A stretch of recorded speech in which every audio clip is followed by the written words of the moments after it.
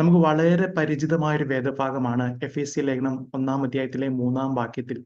അവിടെ കാണുന്ന സ്വർഗത്തിലെ സകല ആത്മീയ അനുഗ്രഹത്താലും നമ്മെ ക്രിസ്തുവിൽ അനുഗ്രഹിച്ചിരിക്കുന്നു എന്നുള്ളത്.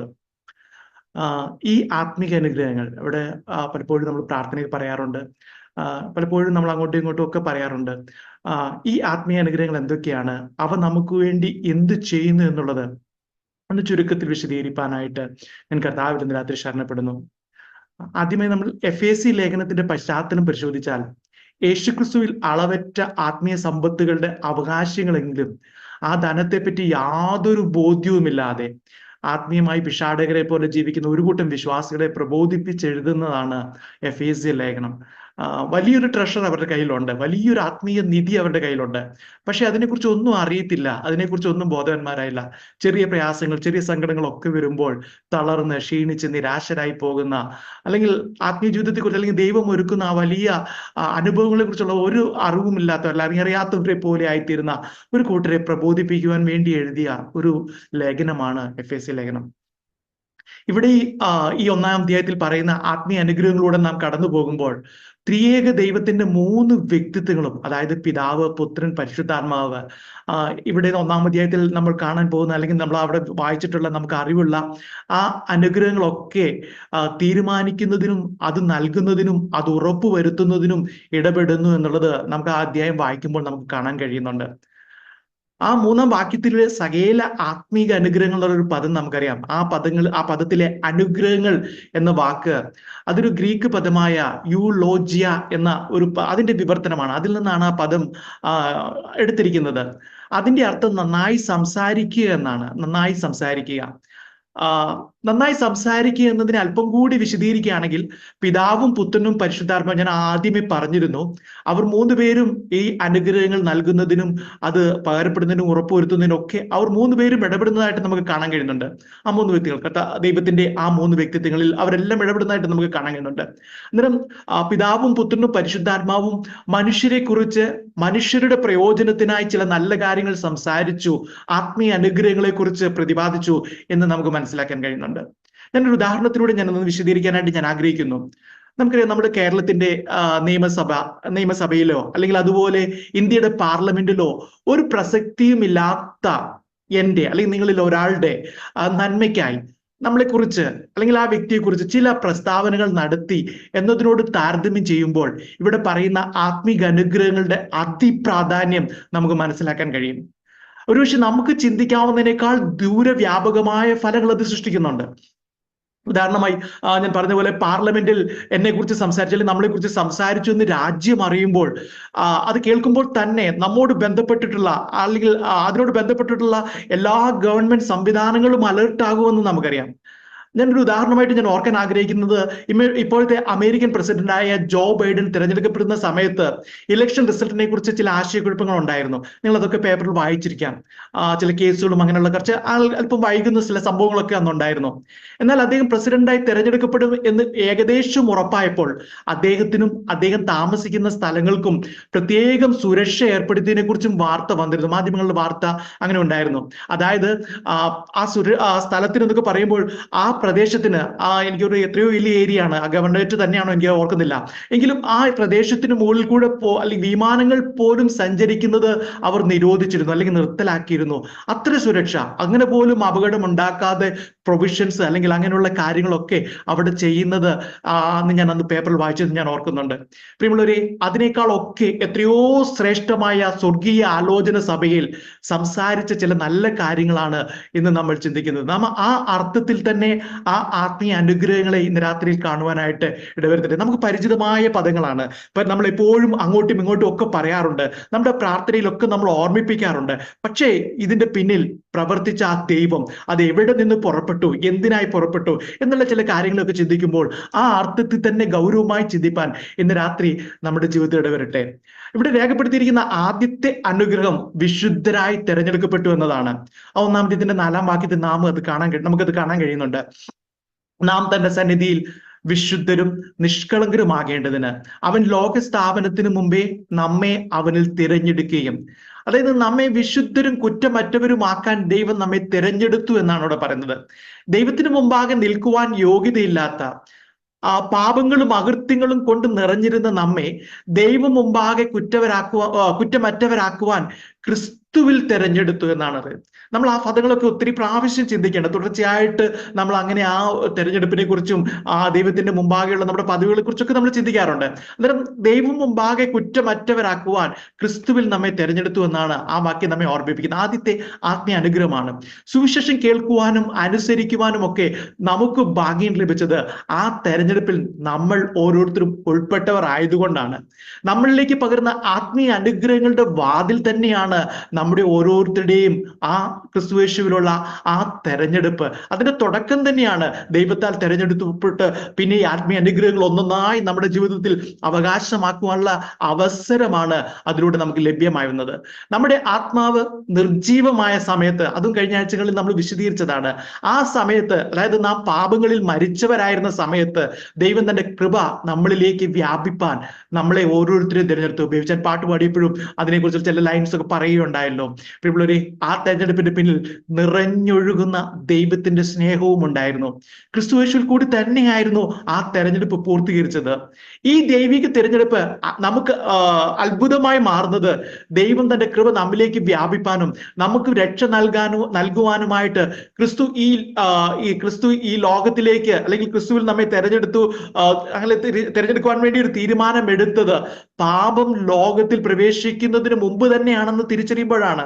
അതായത് ഏദൻ തോട്ടം ഉണ്ടാക്കുന്നതിന് മുമ്പ്, അല്ലെങ്കിൽ അതിനു മുമ്പ്, അല്ലെങ്കിൽ ആദാമിനെ ഹവ്വായും ഉണ്ടാക്കുന്നതിന് മുമ്പ്, ഇതിനൊക്കെ മുമ്പ്, പാപം ഉണ്ടാക്കുന്നതിനൊക്കെ മുമ്പ് അന്ന് തന്നെ നമ്മളെ തെരഞ്ഞെടുത്തു എന്നുള്ളത് അത് ആ നിലയിൽ നാം മനസ്സിലാക്കുമ്പോഴാണ് അത് വലിയൊരു അത്ഭുതം. നാം ജനിക്കുന്നതിന് മുമ്പ്, നമ്മുടെ പിതാക്കന്മാർ ജനിക്കുന്നതിന് മുമ്പ്, ആദാം ഹവ്വ പാപം ചെയ്യുന്നതിന് മുമ്പ്, അതിനു മുമ്പ് ഏദൻ തോട്ടം ഉണ്ടാക്കുന്നതിന് മുമ്പ് നമ്മെ ക്രിസ്തുവിൽ തെരഞ്ഞെടുത്തു എന്ന് നാം തിരിച്ചറിയുമ്പോഴാണ് ഇതൊരു വലിയ അത്ഭുതം, അല്ലെങ്കിൽ ദൈവിക തെരഞ്ഞെടുപ്പിന്റെ ആ വലിയ അത്ഭുതം നമുക്ക് മനസ്സിലാക്കാൻ കഴിയുന്നത്. ഞാൻ പെട്ടെന്ന് മുന്നോട്ട് പോകട്ടെ. ഇവിടെ ലിസ്റ്റ് ചെയ്യപ്പെട്ട രണ്ടാമത്തെ അനുഗ്രഹം അതിന്റെ 5-6 വാക്യങ്ങളിൽ നമുക്ക് കാണാൻ കഴിയുന്നുണ്ട്. ഞാൻ ആ വാക്യം വായിക്കട്ടെ.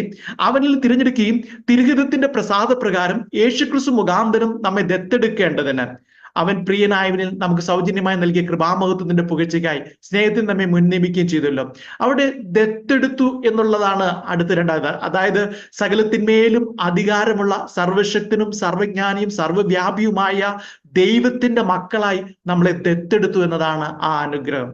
നമുക്കറിയാവുന്ന പദമാണ്, എങ്കിലും ഞാൻ അതിന്റെ ഗൗരവമാണ് ഇന്ന് രാത്രി നിങ്ങളുടെ ഉള്ളിലേക്ക് അതിനെ ഒന്നുകൂടെ ഓർക്കുവാൻ വേണ്ടിയാണ് ഇന്ന് രാത്രി ഞാൻ പകരാനായിട്ട് ആഗ്രഹിക്കുന്നത്.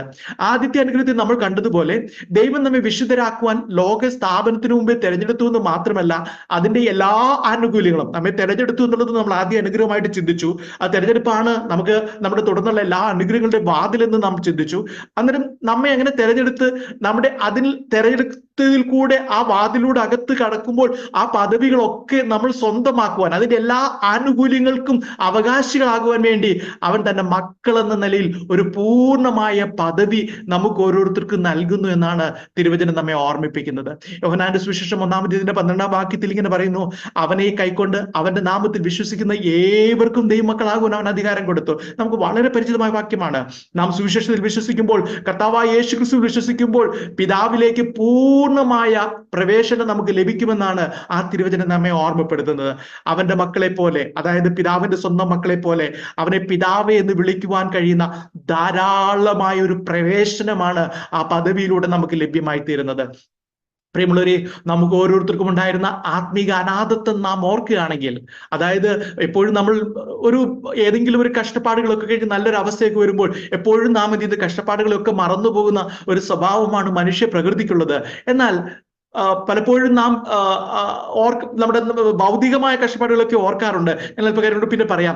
എങ്കിലും ആത്മീയമായിട്ടുള്ള, അല്ലെങ്കിൽ ആ അനാഥത്വം, അല്ലെങ്കിൽ ആത്മീയമായ ശുഷ്കമായ അവസ്ഥകൾ, ആത്മീയമായ നമ്മുടെ പാപങ്ങളുടെ അവസ്ഥ, അതിനൊന്നും നാം ഓർക്കാറുകയില്ല.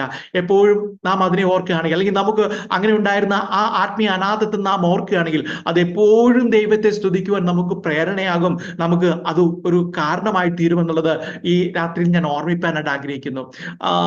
അതായത് ഞാൻ പറഞ്ഞല്ലോ, ആ ഗൗരവത്തെ സൂചിപ്പിക്കുക. അതായത് ആ ആത്മീയ അനുഗ്രഹങ്ങളിലൂടെ ദൈവം നൽകിയിരിക്കുന്ന പ്രൊവിഷനുകളെ മനസ്സിലാക്കി ദൈവത്തിനോട് ഒന്നുകൂടെ ചേർന്ന് വരുവാൻ വേണ്ടിയാണ് ഇതൊന്നുകൂടെ ഞാൻ ഓർമ്മിപ്പിച്ച് പറയുവാനായിട്ട് ഞാൻ ആഗ്രഹിക്കുന്നത്. ഇനി തുടർന്ന് പോകുമ്പോൾ എഫെസ്യ ലേഖനത്തിൽ രേഖപ്പെടുത്തിയ മൂന്നാമത്തെ ആത്മീയ അനുഗ്രഹം നമുക്ക് കാണാൻ കഴിയുന്നത് 6-ാമത്തെ വാക്യത്തിലാണ്. 6-ാമത്തെ വാക്യം ഞാൻ ഒന്ന് വായിച്ചതാണ്. അവൻ പ്രിയനായവനിൽ നമുക്ക് സൗജന്യമായി നൽകിയ തന്റെ കൃപാമഹത്വത്തിന്റെ പുകഴ്ചയ്ക്കായി സ്നേഹത്തിൽ നമ്മെ മുൻ നിയമിക്കുകയും ചെയ്തുവല്ലോ. ഈ വാക്യത്തിൽ കാണുന്ന മുൻ നിയമനം ദൈവത്തിന്റെ മുമ്പാകെയുള്ള നമ്മുടെ സ്വീകാര്യതയാണ് ഇവിടെ വ്യക്തമാക്കുന്നത്. ദൈവത്തിന്റെ മുമ്പാകെ അവന്റെ മുമ്പിൽ അവൻ സ്വീകരിച്ചു എന്നുള്ള ആ ഒരു അറിവ്, അതായത് നമ്മളെ ഒരു അപ്പോയിന്റ്മെന്റ് ലെറ്റർ നൽകി നമ്മെ അവന്റെ കൂടെ ചേർക്കുവാൻ വേണ്ടി ആദ്യമേ അല്ലെങ്കിൽ അവന്റെ കൂട്ടത്തിൽ ചേർക്കുന്നു എന്നുള്ള അതിന്റെ ഒരു ഉറപ്പ്, അല്ലെങ്കിൽ ആ സ്വീകാര്യതയാണ് അത് നമ്മെ കാണിക്കുന്നത്. ഇത് കൃപയോട് ബന്ധപ്പെട്ടിരിക്കുന്നതാണ്. ദൈവത്തിന് ഏറ്റവും പ്രിയപ്പെട്ട ക്രിസ്തുയേശുവിലൂടെ നമ്മെ കൃപയുള്ളവരും പ്രിയപ്പെട്ടവരുമാക്കി എന്നാണ് ആ വാക്യം നമ്മെ ഓർമ്മിപ്പിക്കുന്നത്.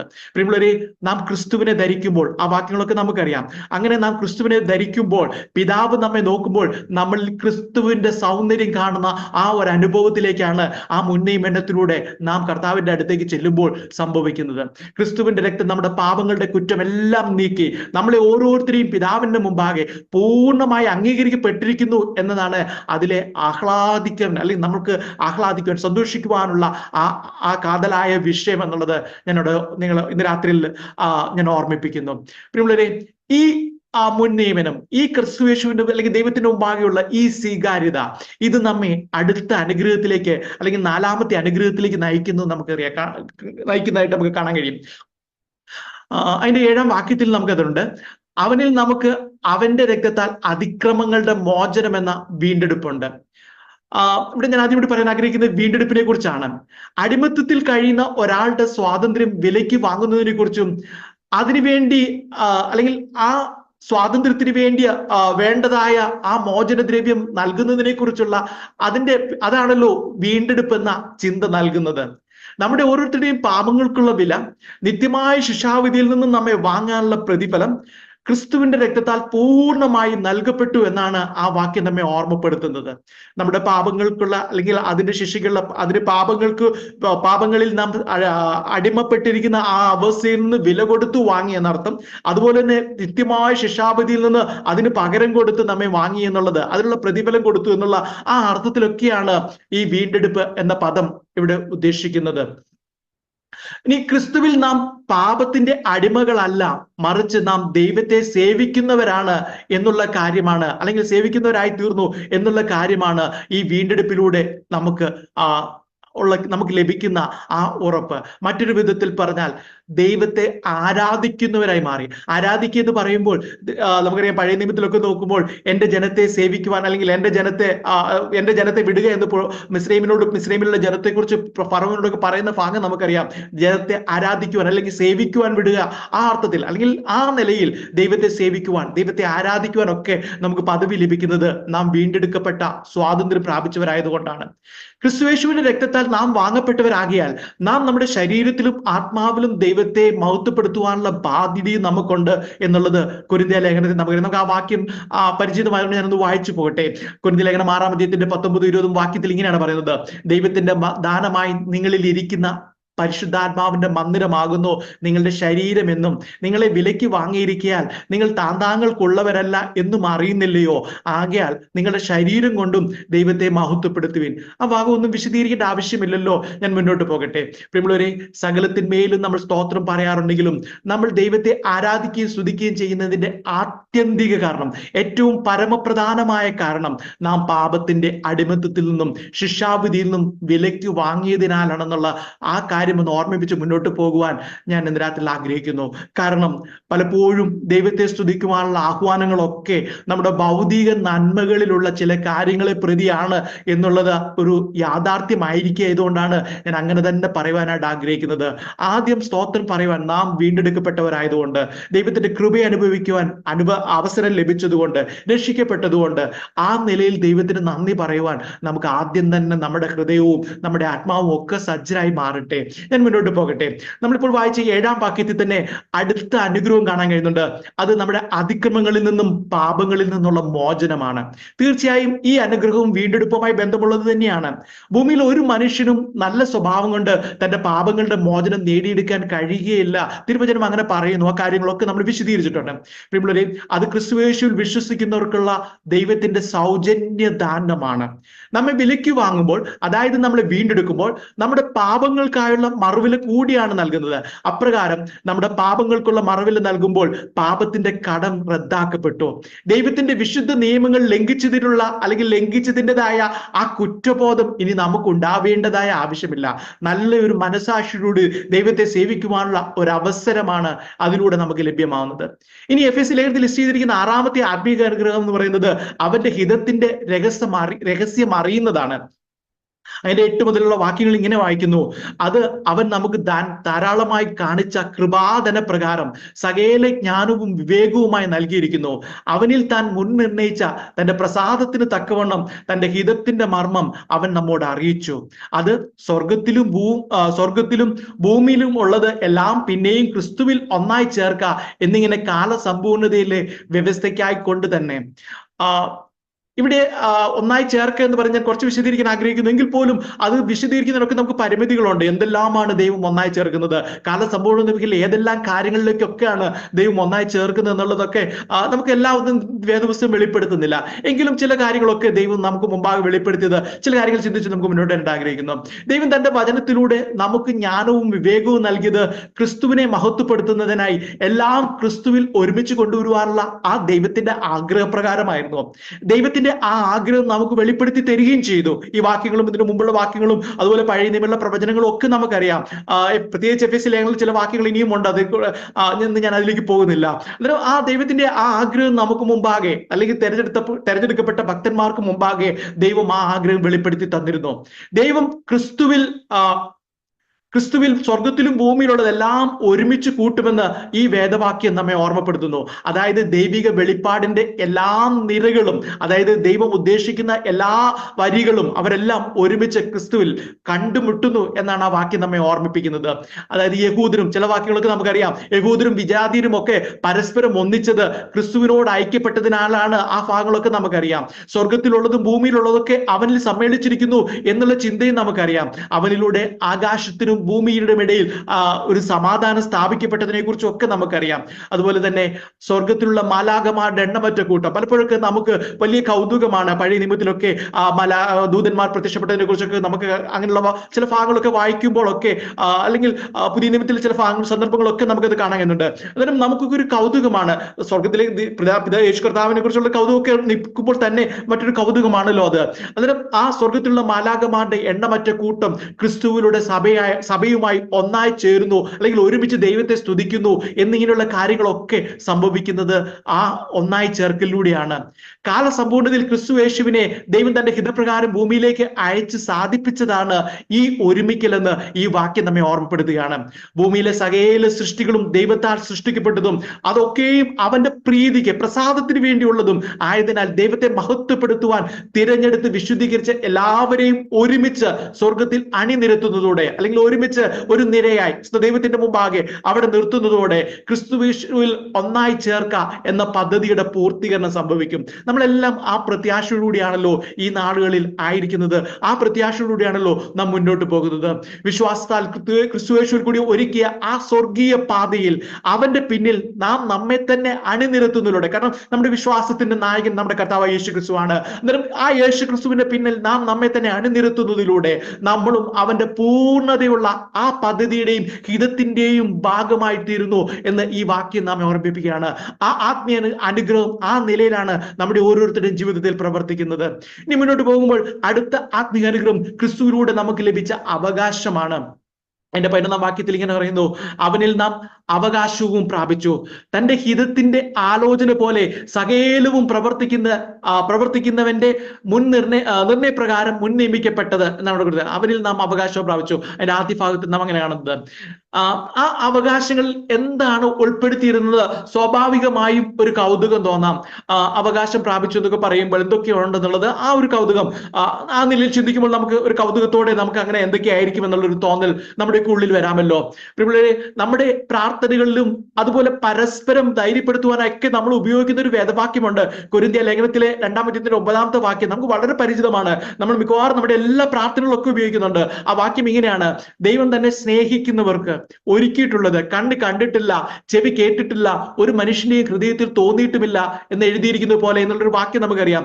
ഈ വാക്യം നമ്മൾ പലപ്പോഴും നമ്മൾ സങ്കടത്തിലാക്കുന്ന അല്ലെങ്കിൽ നിരാശയിലായിപ്പോ ചില പരാജയത്തിലൂടെ കടന്നു പോകുന്നവർ, ചില വേദനയിലൂടെയൊക്കെ ആയിരിക്കുന്നവരെയൊക്കെ കണ്ട് അവരെയൊക്കെ നമ്മൾ ആശ്വസിപ്പിക്കാൻ വേണ്ടി ഈ വാക്യമൊക്കെ നമ്മൾ എടുത്ത് അവരോടൊക്കെ പറയാറുണ്ട്.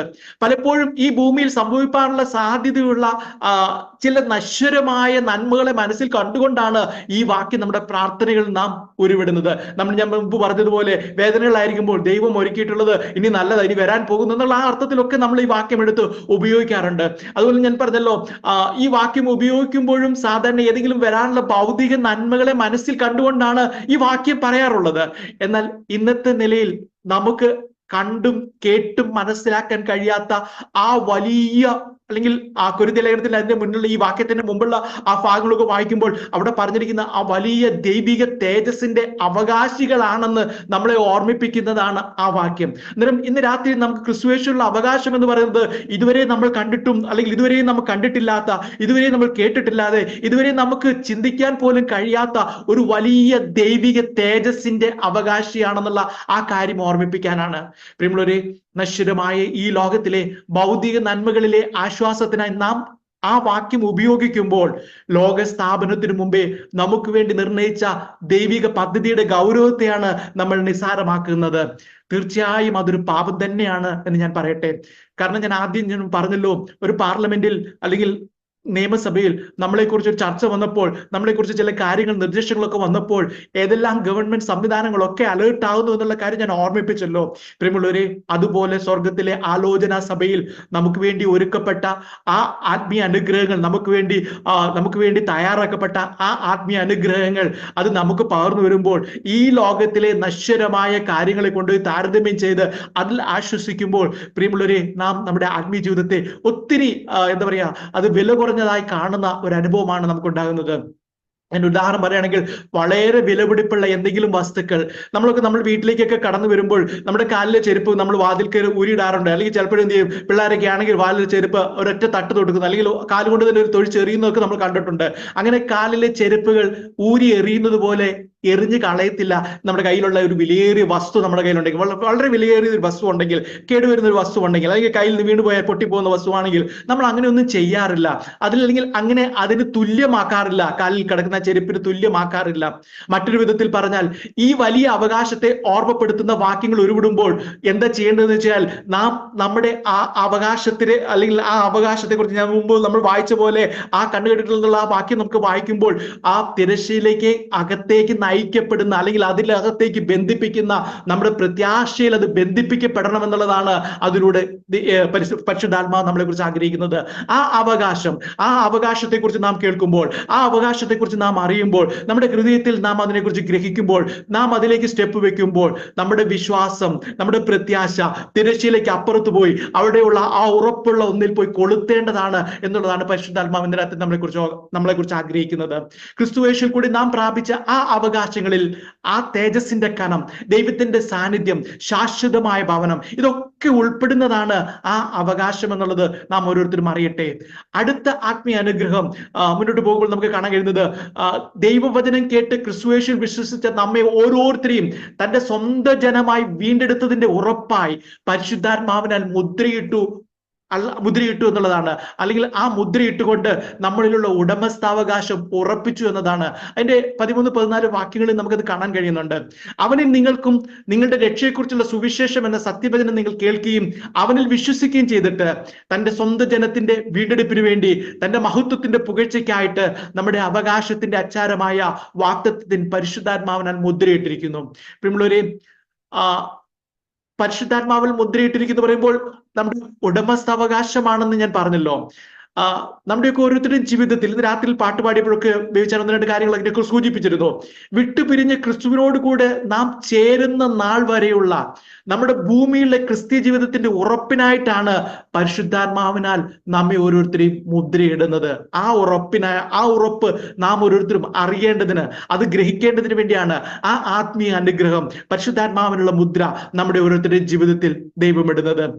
അത് മുമ്പ് പറഞ്ഞതുപോലെ നമ്മുടെ ഉടമസ്ഥാവകാശത്തെ ഒന്നുകൂടി ഊട്ടി ഉറപ്പിക്കുന്നത് തന്നെയാണ്.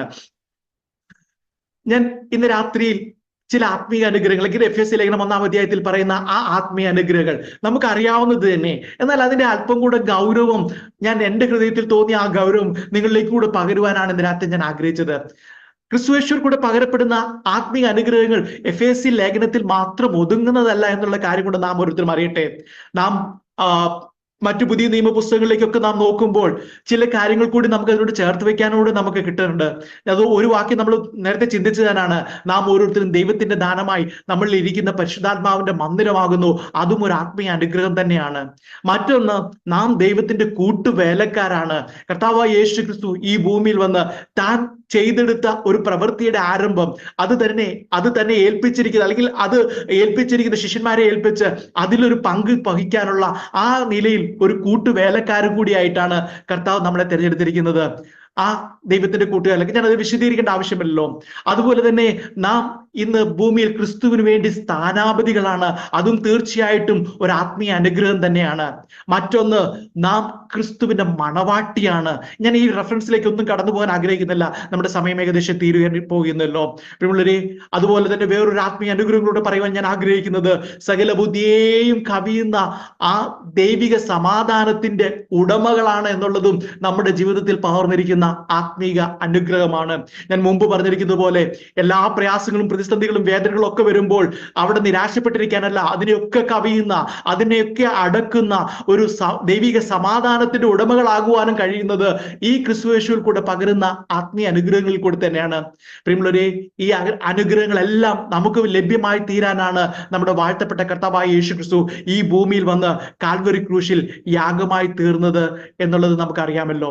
യേശു കർത്താവിൽ വിശ്വസിച്ച് അടുത്തു വരുന്നവരെ നീതീകരിച്ച് ഇന്ന് നമ്മൾ ചിന്തിച്ച എല്ലാ അനുഗ്രഹങ്ങളും അവരിൽ പകരുമെന്നുള്ളത് ആ വചനങ്ങൾ നമ്മെ ഓർമ്മപ്പെടുത്തുന്നു.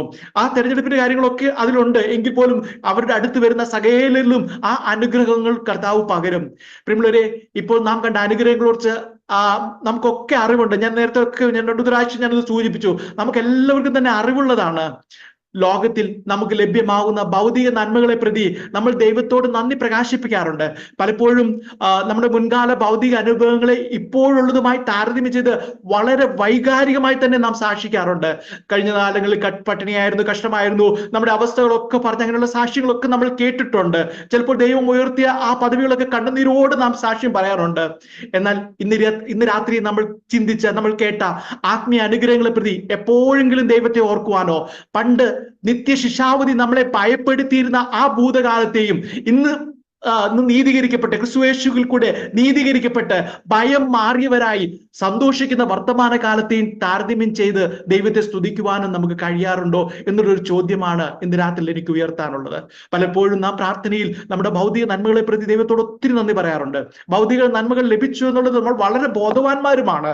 എന്നാൽ നമുക്ക് ലഭിച്ച ആത്മീയ അനുഗ്രഹങ്ങളെ കുറിച്ചുള്ള ആ ബോധ്യം നമ്മെ ഭരിക്കുന്നുണ്ടോ? കാരണം നിലനിൽക്കുന്ന ആത്മീയ അനുഗ്രഹങ്ങൾ വരുവാനുള്ള ലോകത്തിൽ നമ്മെ വലിയ പദവികളിലേക്കും വലിയ അനുഭവങ്ങളിലേക്കും ദൈവിക കൃപകളിലേക്കും ഒക്കെ നടത്തുന്ന ആ വലിയ ആത്മീയ അനുഗ്രഹങ്ങൾ അത് നമ്മുടെ മേൽ പകർന്നിട്ടുണ്ട്. അത് നമ്മുടെ അവകാശങ്ങളാണ്. അത് നമ്മുടെ മേൽ ഓൾറെഡി ഉണ്ട് എന്നുള്ള കാര്യം നാം എത്ര പേർക്ക് എപ്പോഴും അല്ലെങ്കിൽ എത്ര പേർക്ക് ഓർക്കാൻ കഴിയുന്നു?